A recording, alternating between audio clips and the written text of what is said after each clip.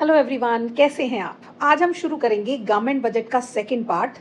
Right, इसके first part में हमने कवर किया था गवर्नमेंट बजट क्या है और उसके वेरियस कंपोनेंट्स को हमने एक्सप्लेन किया था। इस पार्ट में जो हम टॉपिक कवर करेंगे वो हैं टैक्सेस क्या होते हैं, what are the various types of taxes, types of budget, right, surplus budget, balance budget and deficit budget and objectives of government budget. तो चलिए शुरू करते हैं। टैक्स क्या होता है? टैक्स क्या है? Tax it is a compulsory payment. Compulsory payment का मतलब है हमें देना ही पड़ेगा। Nobody can deny to pay the tax, right, otherwise कोई legal action can be taken against that person, right. तो first it is a compulsory payment, okay. और पे कौन करता है? लोग और कंपनीज, ओके। किसको पे करते हैं? To the government. और एक चीज़ और कि अगर हम सरकार को टैक्स पे करते हैं तो सरकार उसके बदले में हमें कोई डायरेक्ट बेनिफिट नहीं देती है, राइट। फॉर एग्जाम्पल कि अगर आपने टैक्स पे किया है, ओके, तो ऐसा नहीं होगा कि सिर्फ आपके घर के बाहर सड़क बनेगी। तो टैक्स क्या है? It is a compulsory payment by the people और the companies to the government without any direct benefit in return. अब नेक्स्ट हमारा टॉपिक है कि टैक्सेस कौन कौन से होते हैं, what are the various types of taxes. तो taxes can be classified on two basis, एक on the basis of tax burden, right, और टैक्स बर्डन के बेस पर टैक्सेस दो तरह के होते हैं, direct taxes and indirect taxes. And second जो कैटेगरी है वो है on the basis of tax rate. और टैक्स रेट के बेस पर हम टैक्सेस को 3 पार्ट्स में क्लासिफाई करते हैं, progressive, regressive and proportional. First है प्रोग्रेसिव टैक्स। जैसे कि नाम से क्लियर है, प्रोग्रेस, दैट मीन्स जिनकी इनकम ज़्यादा होगी उन पर टैक्स रेट ज़्यादा होगा और जिनकी इनकम कम होगी उनके ऊपर टैक्स रेट कम होगा, राइट। इंडिया में इनकम टैक्स जो है, जो कि एक डायरेक्ट टैक्स है, वो प्रोग्रेसिव है, ओके। तो इंडिया में प्रोग्रेसिव टैक्स सिस्टम को अडॉप्ट किया गया है to reduce the gap between rich and poor, okay. For example, zero progressive का मतलब क्या है? सपोज 0 to 4 लाख जिनकी इनकम है कोई टैक्स नहीं, और जिनकी इनकम 4 लाख से 8 लाख के बीच में उनके ऊपर 5% टैक्स, 8 लाख टू 8 लाख 1 से लेकर 12 लाख के बीच में जिनकी इनकम है 10% tax and so on, okay. Regressive tax, regressive क्या होता है? जिनकी इनकम ज़्यादा उनके ऊपर टैक्स रेट क्या होगी? कम होगी, और जिनकी इनकम कम होगी उनके ऊपर टैक्स रेट क्या होगी? ज़्यादा होगी। तो जो हमारा जीएसटी है, जो हमारे इनडायरेक्ट टैक्सेस हैं, वो क्या है? Regressive in nature, okay. Proportional tax क्या होता है? इनकम ज़्यादा हो, इनकम कम हो, टैक्स रेट क्या है? सेम, कॉन्स्टेंट, ठीक है। सपोज मान लो जिनकी इनकम 1000 है उनको भी 5% टैक्स, जिनकी इनकम 2000 है उनके ऊपर भी 5% टैक्स, राइट। जीएसटी डायरेक्टली देखा जाए तो वो क्या है? प्रोपोर्शनल नेचर का है कि रिच हो पुअर हो। फॉर एग्जाम्पल, कोलगेट खरीद रहे हैं तो सबको कितना टैक्स देना पड़ रहा है? 2% टैक्स देना पड़ रहा है, राइट। नेक्स्ट है हमारा डायरेक्ट टैक्सेस और इनडायरेक्ट टैक्सेस। यहाँ पर हम डायरेक्ट टैक्सेस का मीनिंग भी समझेंगे और उनका डिफरेंस भी करेंगे, और ये डिफरेंस बहुत इंपॉर्टेंट है। डायरेक्ट टैक्सेस क्या होते हैं? फॉर एग्जाम्पल से शो करती हूँ, इनकम टैक्स जिसकी इनकम पर लगा है उसी की इनकम में से सरकार के पास जाएगा, राइट। दैट मीन्स अगर मेरी इनकम पर लगा है तो मेरी इनकम में से ही टैक्स जाएगा, राइट। तो डायरेक्ट टैक्सेस वो टैक्सेस होते हैं which is paid by the person on whom it is imposed, right. और इनडायरेक्ट टैक्स, तो इनडायरेक्ट टैक्सेस वो टैक्सेस होते हैं which are imposed on one person but wholly और partially can be shifted to another person. मतलब लगा तो एक, सपोज मेरे पर है, मैं शॉपकीपर हूँ, ठीक है, और लगा तो मेरे ऊपर, कोलगेट मैंने खरीदा बेचने के लिए, ठीक है, तो कोलगेट का 2% टैक्स मैंने दिया सरकार को, पर ये 2% टैक्स जो है वो मैं प्राइस में ऐड करके कस्टमर पर शिफ्ट कर सकती हूँ, ओके। कोलगेट की प्राइस में वो 2% टैक्स ऐड करके मैं अपने कस्टमर पर शिफ्ट कर सकती हूँ। तो लगा तो शॉपकीपर पर वो आगे क्या करेगा? इसको पूरे का पूरा टैक्स 2% या फिर इसका कुछ हिस्सा अपने कस्टमर पर शिफ्ट कर देगा। That is what indirect tax, ठीक है। अभी हमने बात करी थी कि डायरेक्ट टैक्सेस जो होते हैं उनको शिफ्ट नहीं किया जा सकता। तो एक डिफरेंस क्या हो सकता है कि डायरेक्ट टैक्सेस शिफ्ट नहीं हो सकते पर इनडायरेक्ट टैक्सेस को शिफ्ट किया जा सकता है, right. In case of direct taxes impact and incidence falls on the same person. अब इम्पैक्ट क्या है? इम्पैक्ट क्या होता है? इनिशियल बर्डन ऑफ टैक्स, कि शुरू में टैक्स किसकी पॉकेट से सरकार के पास गया, राइट। तो डायरेक्ट टैक्सेस के केस में मेरे पे लगा था, मेरी इनकम पर लगा था और मेरी पॉकेट से ही गवर्नमेंट के पास गया, तो इनिशियल बर्डन मतलब इम्पैक्ट भी मुझ पर पड़ा और मैं आगे इसको शिफ्ट भी नहीं कर सकती, तो फाइनल बर्डन भी, जिसे इंसिडेंस बोलते हैं, मुझ पर पड़ा, राइट। तो impact means initial burden of tax and incidence means final burden of tax. तो in case of direct taxes impact and incidence fall on the same person, but in case of indirect taxes impact तो shopkeeper पर पड़ा था, है ना, पर incidence किस पर पड़ा था? कस्टमर पर। तो in case of indirect taxes impact and incidence fall on different persons. Next, जो डायरेक्ट टैक्सेस होते हैं, जैसे मैंने बोला इनकम टैक्स, तो जिसकी इनकम ज़्यादा उस पर ज़्यादा टैक्स लगेगा, जिसकी इनकम कम उस पर कम लगेगा। तो जो डायरेक्ट टैक्सेस होते हैं वो जनरली प्रोग्रेसिव होते हैं इन नेचर, राइट, पर जो इनडायरेक्ट टैक्सेस होते हैं वो इनडायरेक्टली क्या होते हैं? Regressive in nature. Okay, regressive भी बोल सकते हैं, प्रोपोर्शनल भी बोल सकते हैं। ओके जी। अब इनकम टैक्स देने वाले, मैंने अभी आपको एग्जांपल दी थी कि इनकम टैक्स के केस में 0 to 4 लाख के बीच में जिनकी इनकम है वो तो टैक्स पे ही नहीं कर रहे। इसका मतलब कितने लोग होंगे इंडिया में जो टैक्स पे ही नहीं कर रहे? ओके, वो इनकम टैक्स के दायरे में ही नहीं आते हैं। ओके जी। तो डायरेक्ट टैक्सेस जो हैं दे हैव नैरो कवरेज, बहुत कम लोगों पर ये लगते हैं, पर इनडायरेक्ट टैक्स गरीब से गरीब हो, बैगर हो, सबको देना पड़ेगा। ओके, क्योंकि जो भी चीज़ हम खरीदेंगे, सुबह आप सबसे पहले टूथपेस्ट करते हो, उस पर जीएसटी, राइट, फिर आप चाय पीते हो, उस पर जीएसटी, मतलब आप पूरे दिन में कोई भी चीज़ यूज़ करोगे वो जीएसटी के बिना नहीं होगी, राइट। और जो क्या है? इनडायरेक्ट टैक्स है। तो इनडायरेक्ट टैक्सेस है वाइड कवरेज। ओके, और एक और चीज़ कि जो डायरेक्ट टैक्सेस हैं वो किस पर लगते हैं? इनकम पर लगते हैं, लोगों की इनकम, लोगों की वेल्थ पर लगते हैं, राइट। और जो इनडायरेक्ट टैक्सेस होते हैं वो गुड्स एंड सर्विसेज के ऊपर लगते हैं। तो आइडेंटिफिकेशन आसान हो जाएगा कि दैट मीन जो टैक्स गुड्स एंड सर्विसेज पर लगते हैं वो इनडायरेक्ट टैक्सेस हैं, और जो टैक्स लोगों पर लगते हैं, राइट, दैट मीन्स लोगों की इनकम, लोगों की वेल्थ पर लगते हैं, वो क्या होंगे? Direct taxes. आई होप ये आपको क्लियर हुआ होगा, और इसमें कोई भी पॉइंट आपको एमसीक्यू में असर्शन रीजन कैसे भी पूछा जा सकता है। ओके, तो आपको ये सारे पॉइंट्स पता होने चाहिए। अब एग्जाम्पल क्या है? Direct taxes like income tax, corporation tax. Corporation tax like हमारा जो प्रॉफिट टैक्स होता है, कंपनीज के प्रॉफिट पर जो टैक्स लगता है उसे कॉर्पोरेट टैक्स बोलते हैं, ठीक है। और इनडायरेक्ट टैक्सेस की एग्जाम्पल क्या है? जीएसटी, क्योंकि अब बहुत सारे इनडायरेक्ट टैक्सेस जो हैं वो एक टैक्स में सब सम हो गए हैं, that is GST. Next topic है हमारा टाइप्स ऑफ गवर्नमेंट बजट। अब गवर्नमेंट बजट जो है that can be classified as balance budget and unbalance budget.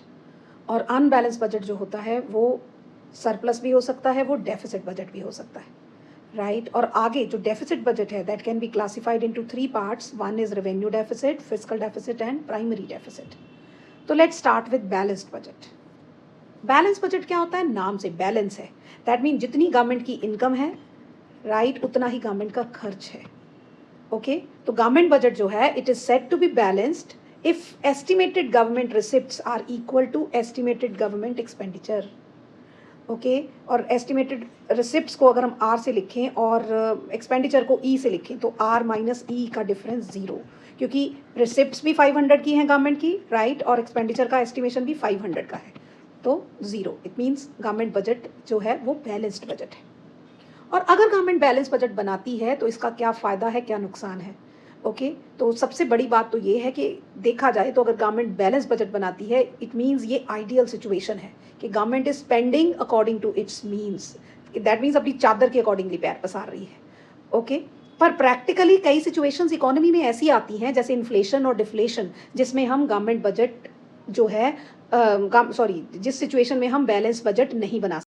तो मेरिट्स क्या है बैलेंस बजट के कि फर्स्ट कि अगर गवर्नमेंट अपनी इनकम के अकॉर्डिंगली खर्च कर रही है तो इसका मतलब गवर्नमेंट जो है वो वेस्टफुल एक्सपेंडिचर नहीं कर रही, तो it discourages wasteful expenditure. Okay, और सेकंड है दिस टाइप ऑफ बजट जो है वो ensures financial stability in the economy, that means fiscal discipline होगा। फिस्कल डिसिप्लिन मतलब government is spending according to its means, तो इकोनॉमी क्या होगी? Financially stable, right. Next demerits क्या है? जैसे मैंने आपको पहले बताया कि this type of budget is not practical at the time of inflation and deflation.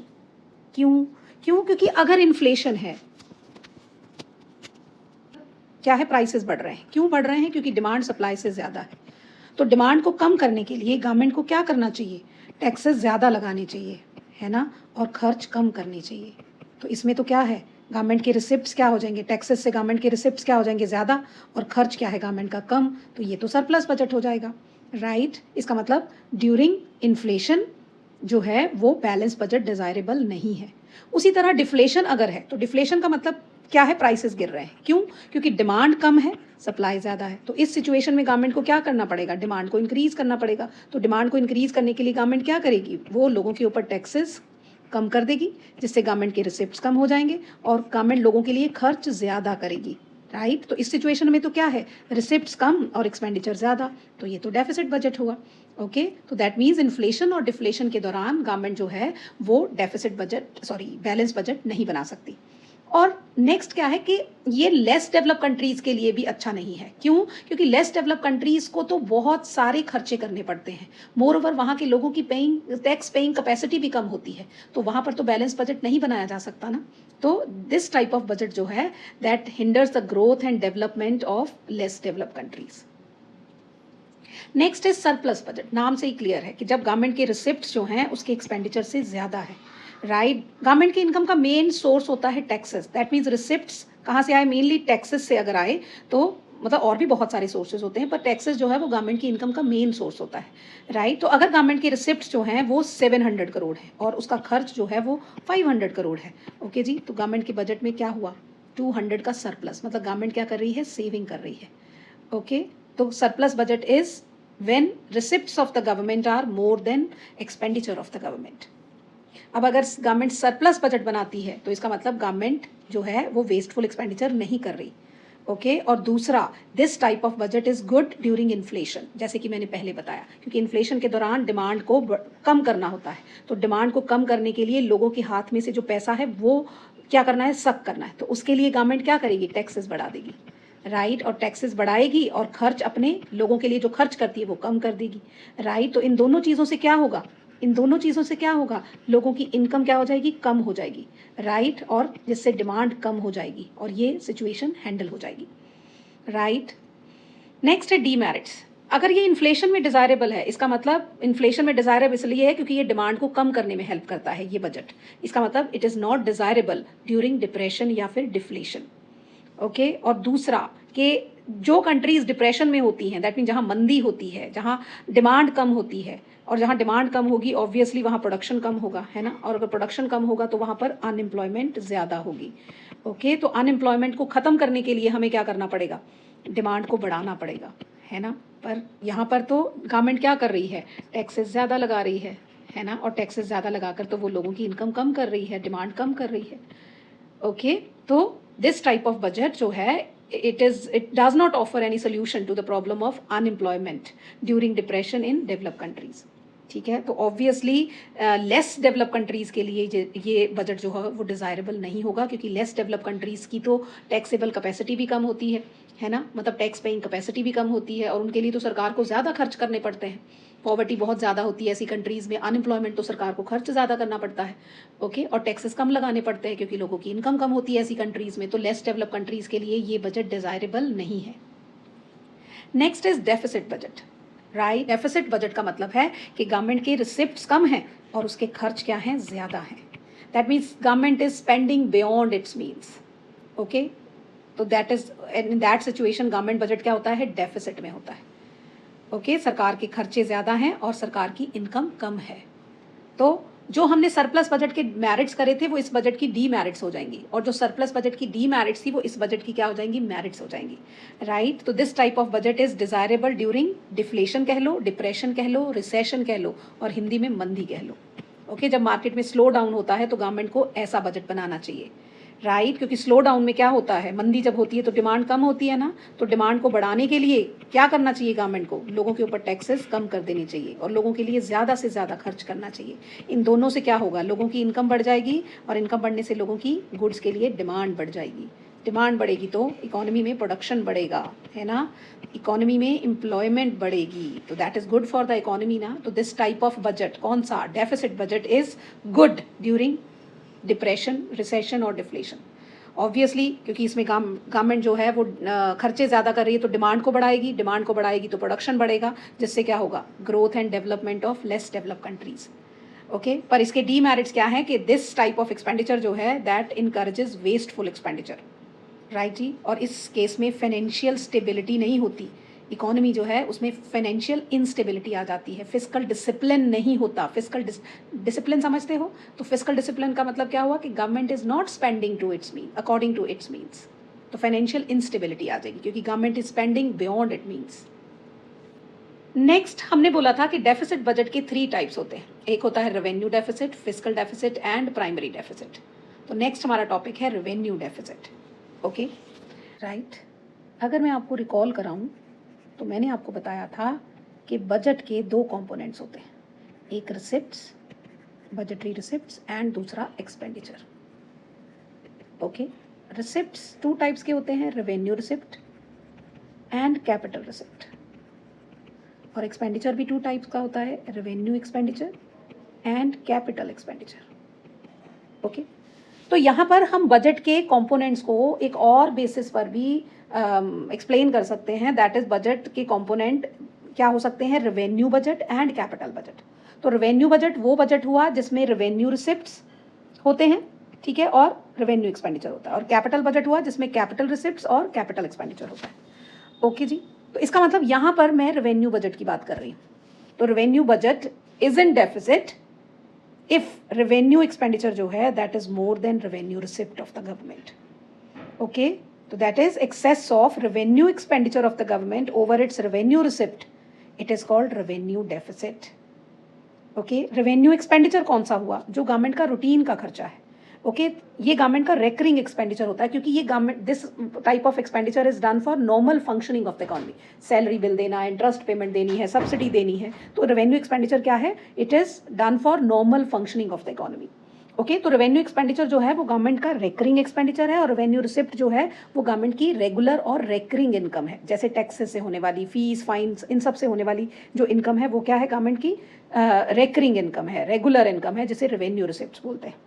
तो अगर गवर्नमेंट की जो रेगुलर खर्चे हैं, जो रेकरिंग एक्सपेंडिचर हैं, वो गवर्नमेंट की रेगुलर इनकम से ज़्यादा हैं, इसका मतलब it shows inability of the government to meet its regular and recurring expenditure, कि कैसी सरकार है जो अपनी रूटीन की इनकम में से, अपनी रेकरिंग, अपनी रेगुलर इनकम में से अपने रेगुलर खर्चे भी पूरे नहीं कर पा रही। This is what the implication of revenue deficit. Okay, ये रेवेन्यू डेफिसिट अगर रेवेन्यू बजट डेफिसिट में है, it means it shows inability of the government to meet its regular और रेकरिंग एक्सपेंडिचर। ओके, सेकंड क्या है कि गवर्नमेंट की income कम है, रूटीन की इनकम कम है, राइट, मतलब रेगुलर इनकम कम है और रेगुलर खर्चे ज़्यादा है, इसका मतलब गवर्नमेंट सेविंग नहीं कर रही, राइट, गवर्नमेंट क्या कर रही है, डिस सेविंग कर रही है। तो government is dissaving, that means government is not saving. उल्टा गवर्नमेंट क्या कर रही है, वो अपने दूसरे सेक्टर्स की सेविंग्स को यूज कर रही है अपने कंजम्पशन एक्सपेंडिचर को फाइनेंस करने के लिए। अब ये कंजम्पशन एक्सपेंडिचर, ये जो रेवेन्यू एक्सपेंडिचर है, ये गवर्नमेंट का कंजम्पशन एक्सपेंडिचर ही है, क्योंकि ये गवर्नमेंट यहाँ, ये रेवेन्यू एक्सपेंडिचर वो एक्सपेंडिचर है जिससे कोई लायबिलिटी रिड्यूस नहीं हो रही, कोई एसेट क्रिएट नहीं हो रहा। इसका मतलब ये तो हम फिर अपने रूटीन के ही खर्चे कर रहे हैं ना। ओके, तो दैट मीन्स गवर्नमेंट अगर डिस सेविंग कर रही है तो that is government is using up saving of other sectors of the economy to finance its consumption expenditure. Okay, next, अगर गवर्नमेंट जो है वो अपने खर्चे पूरे नहीं कर पा रही अपनी रेगुलर इनकम में से, अपनी रेकरिंग इनकम में से, ओके, तो अपने खर्चे पूरे नहीं कर पा रही, तो गवर्नमेंट को क्या करना पड़ेगा, government has to finance this deficit through borrowing. या तो गवर्नमेंट को ये जो एक्स्ट्रा खर्चा है उसको फाइनेंस करने के लिए या तो बोरो करना पड़ेगा या फिर उसको कोई एसेट बेचना पड़ेगा। डिसइन्वेस्टमेंट मतलब एसेट बेचना पड़ेगा।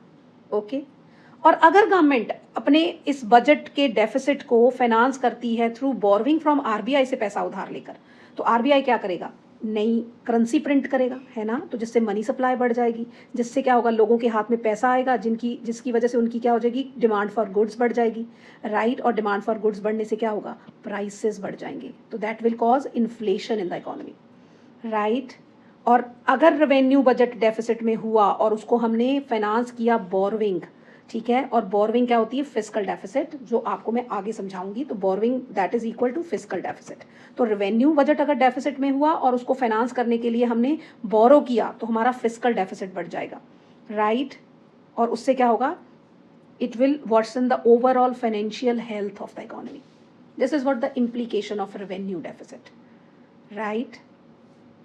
नेक्स्ट है कि अगर रेवेन्यू बजट डेफिसिट में है, ओके, तो इसको हम रिड्यूस कैसे कर सकते हैं। तो गवर्नमेंट को क्या करना चाहिए, अपना जो अननेसेसरी, जो अनप्रोडक्टिव, जो वेस्टफुल एक्सपेंडिचर है उसे कम कर देना चाहिए, सब्सिडी जहाँ ज़रूरी हो वहाँ देनी चाहिए, राइट। तो उससे क्या होगा, गवर्नमेंट का जो अननेसेसरी अनप्रोडक्टिव एक्सपेंडिचर अगर कम हो जाए तो क्या हो जाएगा, रेवेन्यू डेफिसिट कम हो जाएगा। सिंपल सी बात है, रेवेन्यू एक्सपेंडिचर ज़्यादा है और रेवेन्यू रिसिप्ट कम है। ओके, तो गवर्नमेंट को क्या करना चाहिए, इसमें से जो वेस्टफुल एक्सपेंडिचर है, जो अनप्रोडक्टिव एक्सपेंडिचर है उसे कम कर देना चाहिए और रिसिप्ट्स को बढ़ा देना चाहिए, राइट। तो government should increase its revenue from various sources of taxes and non tax revenue. This is how government can reduce revenue deficit. खर्चों को कम कर देना चाहिए जो अननेसेसरी है और रेवेन्यू के सोर्सेज को बढ़ा देना चाहिए, टैक्सेस से नॉन टैक्स रेवेन्यू को बढ़ाना चाहिए। ओके, नेक्स्ट फिस्कल डेफिसिट क्या होता है, राइट। फिस्कल डेफिसिट क्या होता है, टोटल एक्सपेंडिचर में कौन कौन सा एक्सपेंडिचर है गवर्नमेंट का, revenue expenditure and capital expenditure. Okay, और टोटल रिसिप्ट्स में क्या क्या है गवर्नमेंट की, revenue receipts and capital receipts. और कैपिटल रिसिप्ट्स कहाँ कहाँ से आती हैं, बोरोविंग से आती हैं, है ना, इसके सोर्सेज हैं, और recovery of loan, in short लिख रही हूँ, ठीक है, और तीसरा डिसइन्वेस्टमेंट, ठीक जी। तो फिस्कल डेफिसिट वो सिचुएशन है जिसमें गवर्नमेंट का जो टोटल एक्सपेंडिचर है it is more than it's total receipts, ठीक है। और टोटल रिसिप्ट्स में रेवेन्यू रिसिप्ट भी हैं, कैपिटल रिसिप्ट भी हैं, पर कैपिटल रिसिप्ट में से ये बोरोइंग वाला हिस्सा हम कंसिडर नहीं कर रहे, राइट। तो जब गवर्नमेंट का total expenditure is more than total receipt excluding borrowing, that is what fiscal deficit. Okay, तो excess of total expenditure over total receipts excluding borrowing, fiscal deficit. तो total expenditure minus total receipts excluding borrowing. Okay, so this is what fiscal deficit, total expenditure minus total receipts, और total receipts में क्या नहीं लेना, borrowing नहीं लेना, ठीक है। मान लो गवर्नमेंट की, ये फॉर्मूला है इसका, total expenditure minus total receipt excluding borrowing. Okay, तो मान लो गवर्नमेंट का टोटल खर्च जो है वो 700 का है, ओके, और जो टोटल रिसिप्ट्स हैं, ठीक, बोरोइंग को छोड़कर, मतलब रेवेन्यू रिसिप्ट से जो इनकम आ रही है गवर्नमेंट को, ठीक है, रेवेन्यू रिसिप्ट मतलब टैक्सेस से नॉन टैक्सेस से जो इनकम आ रही है, और कैपिटल रिसिप्ट में कहाँ से आ रही है, रिकवरी ऑफ लोन से आ रही है, डिसइन्वेस्टमेंट से जो इनकम आ रही है, नॉट बोरोइंग, ठीक है। तो मान लो वो सब कितना है, 500, ठीक, तो 200 का फिस्कल डेफिसिट हो गया। अब देखो उस गवर्नमेंट के खर्चे 700 हैं और इनकम 500 है बोरोइंग को छोड़कर, ठीक, और अभी भी खर्चा 200 ज़्यादा है जिसे हम फिस्कल डेफिसिट कहते हैं। तो ये 200 का जो एक्स्ट्रा खर्च है ये कहाँ से पूरा होगा, तो कहाँ से, इसका मतलब ये 200 का जो एक्स्ट्रा खर्च है इसको पूरा करने के लिए गवर्नमेंट को क्या करना पड़ेगा, बोरो करना पड़ेगा, राइट। तो इसका मतलब fiscal deficit represents borrowing requirement of the government, कि इस साल में, इस आने वाले बजट में गवर्नमेंट को अपने खर्चे पूरे करने के लिए कितना बोरो करना पड़ेगा, right. This is what fiscal deficit. अब फिस्कल डेफिसिट की इम्प्लीकेशंस क्या है, राइट, रिजल्ट क्या होगा। फिस्कल डेफिसिट का मतलब अब मैंने अभी आपको बताया, it is what, borrowing. Fiscal deficit represents borrowing, okay. अब गवर्नमेंट बोरो जो कर सकती है वो 3 सोर्सेज से कर सकती है। बोरोइंग गवर्नमेंट जो है वो आरबीआई से भी कर सकती है ना, वो फॉरेन से भी कर सकती है, क्लियर, और वो लोगों से मतलब पब्लिक से भी कर सकती है। तो borrowing is equal to sum of borrowing from RBI, from foreign government, या फिर फॉरेन फ्रॉम फॉरेन, और या फिर पब्लिक, इन तीनों को ऐड करके कहीं से भी ले सकती।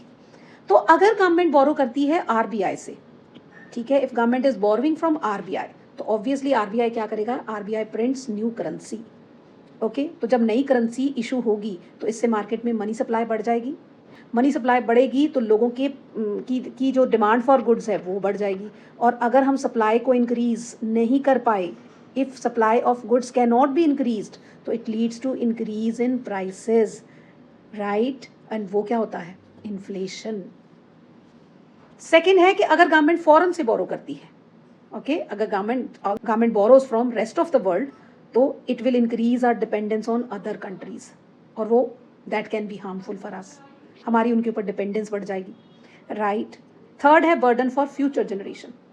नेक्स्ट, अगर fiscal deficit is very high, right, तो फिस्कल डेफिसिट इज़ बोरोइंग, तो borrowings increase the financial burden for the future generation in the form of increase in taxes to repay the loans. अगर आज हमने बोरो किया है, right, तो हो सकता है कि बोरोइंग इतनी बढ़ रही हैं तो उन बोरोइंग को पे करने के लिए, ठीक है, हमें अपनी फ्यूचर जनरेशन पर टैक्स बढ़ाना पड़े, तो it will increase burden on future generation. Okay, next, it decreases, high fiscal deficit जो है, it also decreases the credibility of the government, goodwill of the government. कैसे?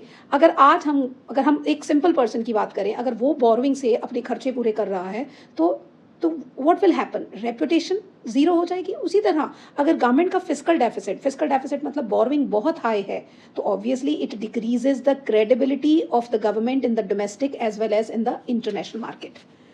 And last implication of fiscal deficit is crowd out effect. अब crowd out effect क्या है? अब government का fiscal deficit जो है it is very high, that means government ने हर तरफ से बोरोइंग ले रखी है, जिससे क्या होगा, मार्केट में अवेलेबिलिटी ऑफ फाइनेंस कम हो जाएगा, राइट। जब अब प्राइवेट सेक्टर को भी पैसे की ज़रूरत है, तो डिमांड फॉर फंड्स, फाइनेंस ज़्यादा है, सप्लाई कम है, तो obviously what will happen, rate of interest बढ़ जाएगा, जिससे क्या होगा, लोन्स महंगे हो जाएंगे और प्राइवेट इन्वेस्टर्स के लिए इन्वेस्टमेंट कॉस्टली हो जाएगी, तो वो इन्वेस्टमेंट कम करेंगे, right? तो high fiscal deficit reduces the availability of finance in the market, which leads to increase in rate of interest, और जिससे क्या होगा, private investment कम हो जाएगी। This is all about implications of fiscal deficit.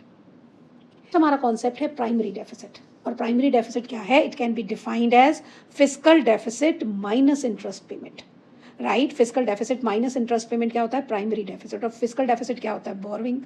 इसका मतलब बोरोइंग में से अगर हम अपनी पास्ट ईयर, मतलब जो पिछला हमने लोन लिया था उसका अब हमने इंटरेस्ट पे करना था, ठीक है, तो अगर उस इंटरेस्ट पेमेंट को अपनी टोटल बोरोइंग में से माइनस कर दिया जाए तो दैट इज प्राइमरी डेफिसिट। इसका मतलब प्राइमरी डेफिसिट भी इक्वल टू बोरोइंग है, पर ये बोरोइंग क्या है? Excluding interest payment. और फिस्कल डेफिसिट क्या होता है?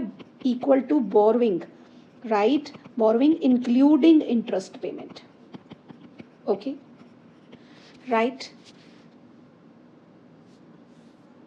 नेक्स्ट है इम्प्लीकेशन ऑफ प्राइमरी डेफिसिट। तो इम्प्लीकेशन ऑफ प्राइमरी डेफिसिट क्या हुआ? It shows the borrowing of the government to meets its expenditure, पर उसमें लास्ट ईयर का जो के लोन की जो इस बार हमने इंटरेस्ट पेमेंट करनी है वो इंक्लूड नहीं है। इसका मतलब हम सिर्फ बोरो कर रहे हैं सिर्फ अपनी करंट ईयर खर्चों को पूरा करने के लिए, उसमें पास्ट ईयर कोई भी ऑब्लिगेशन नहीं है, राइट। तो प्राइमरी डेफिसिट की इम्प्लीकेशन क्या हुई? Borrowing of the government to meet its expenditure exclusive of interest payment on previous year loans. Okay, और इसकी बाकी जो implications होंगी they will be like fiscal deficit, क्योंकि वो भी borrowing है और ये भी borrowing के equal है। Next है what does zero primary deficit mean? अगर प्राइमरी डेफिसिट जीरो है तो इसकी इक्वेशन क्या थी? प्राइमरी डेफिसिट का फॉर्मूला क्या था? Primary deficit is equal to fiscal deficit minus interest payment. और अगर प्राइमरी डेफिसिट जीरो है तो zero is equal to fiscal deficit minus interest payment, right. तो ये इधर, तो interest payment is equal to fiscal deficit, और फिस्कल डेफिसिट क्या होता है? बोरोइंग। इसका मतलब हम सिर्फ बोरो कर रहे हैं किसके लिए? सिर्फ प्रीवियस ईयर लोन्स की इंटरेस्ट पेमेंट करने के लिए। हमारे करंट ईयर जो आने वाले बजट में जो हमारे करंट ईयर खर्चे हैं, राइट, वो हमारी इनकम के अकॉर्डिंगली है, वो गवर्नमेंट की इनकम के अकॉर्डिंगली है। और अगर हमें इस आने वाले बजट में बोरो करना पड़ रहा है तो सिर्फ पिछले जो हमारे लोन्स हैं उनकी इंटरेस्ट पेमेंट करने के लिए, राइट। तो it indicates that interest commitment on previous year loans have forced the government to borrow. This is what zero primary deficit mean. Next है इनके डिफरेंसेस हैं, वेरी इजी। तो हम डिफरेंस जो है वो किस बेस पर करेंगे? एक तो इनके मीनिंग के बेस पर जो हम ऑलरेडी कर चुके हैं। Fiscal deficit is excess of total expenditure over total receipts excluding borrowing, and revenue deficit it is what refers to excess of revenue expenditure of the government over its revenue receipt. और एक इनकी हम implication के base पर इनको differentiate कर सकते हैं। तो fiscal deficit shows borrowing requirement of the government, right. Fiscal deficit इसको हम ग्रॉस फिस्कल डेफिसिट भी बोलते हैं, gross fiscal deficit, right? And the revenue deficit shows inability of the government to meet its regular and recurring expenditure. फिर इसके formula के base पर आप इसको डिफ्रेंशिएट कर सकते हैं, राइट? इसी तरह हम प्राइमरी डेफिसिट और फिस्कल डेफिसिट को डिफ्रेंशिएट कर सकते हैं on the basis of their meaning, indicators, right? मतलब इम्प्लीकेशन के बेस पर और फॉर्मूला के बेस पर. लास्ट इस चैप्टर का हमारा टॉपिक है objectives of government budget. Very very important topic, right? First objective of the government is reallocation of resources, right? Resources को रीएलोकेट करना मतलब एक जगह से हटाकर दूसरी जगह पर एलोकेट करना. जैसे कि आप जानते हैं कि प्राइवेट इन्वेस्टर्स हमेशा वहां अपने रिसोर्सेज को एलोकेट करेंगे जहां पर उनके प्रॉफिट्स आए होंगे, right? However, it is possible that such areas of production, like production of alcohol, cigarette, they may not promote social welfare. Okay, तो गवर्नमेंट क्या करती है? Through its budgetary policy, government directs the allocation of resources in a manner such that there is balance between the goal of profit maximisation and welfare. Okay, for example अगर government को production के alcohol के production को discourage करना है तो वो यहाँ पर टैक्सेस बढ़ा देगी. ओके, और जहाँ पर गवर्नमेंट को सपोज कोई नेसेसिटी गुड्स है which is good for the society, वहाँ पर प्रोडक्शन बढ़ाना होगा तो उस एरिया में गवर्नमेंट प्रोड्यूसर्स को क्या दे देगी? सब्सिडी दे देगी, ताकि प्रोड्यूसर जो हैं वो अपने रिसोर्सेज को reallocate. Next objective of government budget is कि how government budgetary policy helps in redistribution of income and wealth, right? कि कैसे रिच के हाथ का पैसा हम उन लोगों को उनके पास दें जिनके पास पैसा नहीं है. This is what redistribution of income. Okay, तो the distribution of income and wealth जो है that is unequal in India. क्यों? क्योंकि रिच और पुअर के बीच का जो गैप है वो बहुत ज़्यादा ह्यूज है इन इंडिया. तो गवर्नमेंट जो है वो अपनी बजटरी पॉलिसी के थ्रू रिच और पुअर के गैप को कम करती है. कैसे? Government follow the policy of progressive taxation, जिसका मतलब है कि higher taxes on rich and low taxes on lower income groups. Okay, और जो यहाँ से पैसा कलेक्ट होगा that will be used, that will be spent for betterment of the weaker section of the society, right? कैसे? कि government जो rich class पर टैक्सेस लगाएगी, वहाँ से जो पैसा इकट्ठा होगा, the money collected will be used, will be spent on schemes beneficial for the poor, like social security.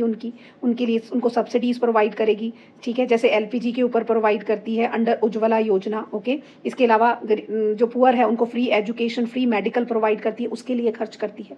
तो this is how government budgetary policy helps in reducing the gap between rich and poor. Next is government budget also helps in bringing economic stability, right? आपको पता है कि economy में business cycles operate होते हैं. Business cycles क्या होते हैं? कि कभी इकोनॉमी में बूम है, राइट?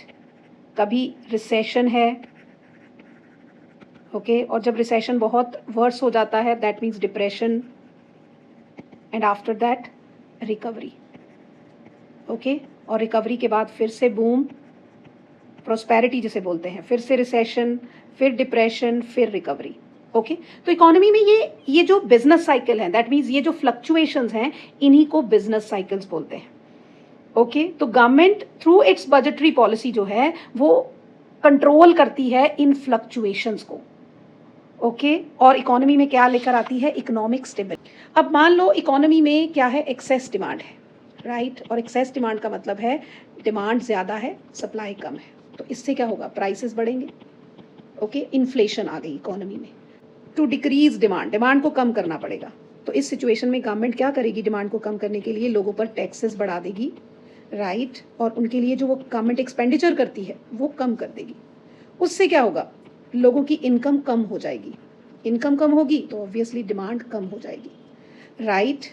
इसका मतलब टैक्सेस बढ़ाए तो गवर्नमेंट के रिसिप्ट्स बढ़ गए और खर्च कम किया. ओके, तो रिसिप्ट्स ज़्यादा और एक्सपेंडिचर कम. ये कम कौन सा बजट होता है? Surplus budget, right? इसका मतलब ड्यूरिंग इन्फ्लेशन गवर्नमेंट कौन सा बजट बनाएगी? Surplus budget, right? Next situation जो है वो है हमारी, सपोज इकोनॉमी में क्या है? डेफिशिएंट डिमांड है. ओके, और डेफिशिएंट डिमांड की सिचुएशन क्या होती है? डिमांड कम है, सप्लाई ज़्यादा है. इस सिचुएशन में गवर्नमेंट क्या करेगी? डिमांड को बढ़ाएगी. ओके, तो to increase demand, aggregate demand, government will क्या करेगी? टैक्सेस कम कर देगी लोगों के ऊपर और खर्च बढ़ा देगी, राइट। इससे क्या होगा, लोगों की इनकम बढ़ेगी, राइट, जिससे क्या होगा, डिमांड बढ़ जाएगी। ओके और ये कौन सा बजट हुआ कि रिसिप्ट्स मतलब टैक्सेस कम लगा रही है तो सरकार के रिसिप्ट्स कम हैं और खर्च ज़्यादा है, इसका मतलब this is what deficit budget. That means during inflation की प्रॉब्लम को सॉल्व करने के लिए गवर्नमेंट सरप्लस बजट बनाएगी, राइट और डिफ्लेशन या फिर रिसेशन या फिर स्लो डाउन या डिप्रेशन की सिचुएशन से को डील करने के लिए गवर्नमेंट डेफिसिट बजट बनाती है। ओके तो this is how government budgetary policy helps in bringing economic stability in the economy. Next objective is economic growth. Growth का मतलब होता है increase in GDP, right? Over a long period of time. और GDP को बढ़ाने के लिए हमें इकोनॉमी में रेट ऑफ सेविंग और इन्वेस्टमेंट को बढ़ाना पड़ेगा। और सेविंग और इन्वेस्टमेंट को बढ़ाने के लिए गवर्नमेंट क्या करेगी? गवर्नमेंट नंबर 1 इन्वेस्टमेंट को बढ़ाने के लिए गवर्नमेंट क्या करेगी? इंफ्रास्ट्रक्चरल डेवलपमेंट करेगी। इंफ्रास्ट्रक्चरल डेवलपमेंट मतलब अच्छी पावर जनरेशन, अच्छी रोड्स, अच्छी ट्रांसपोर्टेशन, जिससे क्या होगा, इंफ्रास्ट्रक्चर जो होता है वो किसी भी इकोनॉमी की एक कोर एलिमेंट होता है जो कि इकोनॉमी में प्रोडक्शन एक्टिविटीज़ को प्रमोट करने के लिए चाहिए होता है। पावर जनरेशन चाहिए, अच्छी रोड्स, अच्छी ट्रांसपोर्टेशन चाहिए, तभी तो प्रोडक्शन होगा, राइट, तभी इन्वेस्टर्स इन्वेस्ट करेंगे। तो इकोनॉमी में इन्वेस्टमेंट को बढ़ाने के लिए गवर्नमेंट एक तरफ तो इंफ्रास्ट्रक्चरल डेवलपमेंट करेगी, राइट, और दूसरी तरफ इन्वेस्टर्स को टैक्स कट मतलब टैक्सेस उनको कम लगाएगी उनको और सब्सिडी देगी, राइट। और इससे क्या होगा, इकोनॉमी में इन्वेस्टमेंट बढ़ेगी और इन्वेस्टमेंट बढ़ेगी तो ऑब्वियसली प्रोडक्शन बढ़ेगा जिससे जीडीपी ग्रोथ होगी, right. This is how government budgetary policy helps in achieving the goal of economic growth, right. Next है रिड्यूसिंग रीजनल डिस्पैरिटीज। आपको पता है कि इंडिया में ही कुछ स्टेट्स बैकवर्ड हैं, कुछ काफ़ी डेवलप्ड हैं, ओके। इसका मतलब रीजनल डिस्पैरिटीज हैं। रीजनल डिस्पैरिटीज का मतलब होता है all regions of the economy are not equally developed, right. तो इन रीजनल डिस्पैरिटीज को रिड्यूस करने के लिए गवर्नमेंट अपनी बजटरी पॉलिसी में क्या करेगी? गवर्नमेंट बैकवर्ड रीजन्स में प्रोड्यूसर्स को, इन्वेस्टर्स को टैक्स कट, टैक्स हॉलीडे और सब्सिडी देगी ताकि इन्वेस्टर्स जो हैं वो अपने रिसोर्सेज को कहाँ इन्वेस्ट करें? बैकवर्ड रीजन्स में, right? तो government budget aims to reduce regional disparities through its taxation and expenditure policy for encouraging setting up of production units in backward regions.